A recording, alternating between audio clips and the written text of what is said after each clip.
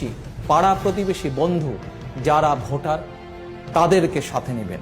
সকলে একত্রিতভাবে ঐক্যবদ্ধভাবে যাবেন এবং যাবার পরে নিশ্চিত করবেন আপনার ভোট প্রদান। প্রিয় ভোটারবৃন্দ, শুধু ভোট দিলেই চলবে না। এবার গত 1 মাসে সারা দেশে কি হয়েছে, গত 10 বছরে সারা দেশে কি হয়েছে আপনি দেখেছেন। সারাদিন ভোট কেন্দ্রকে পাহারা দিতে হবে। ভোট যেমন একটি মূল্যবান আমানত, আপনার ভোট কেন্দ্র হচ্ছে মূল্যবান আমানত। অবশ্যই ভোটের ফলাফল না নিয়ে ভোট কেন্দ্র ত্যাগ করবেন না। একটি দিন কষ্ট করে ভোট কেন্দ্র পাহারা দিন।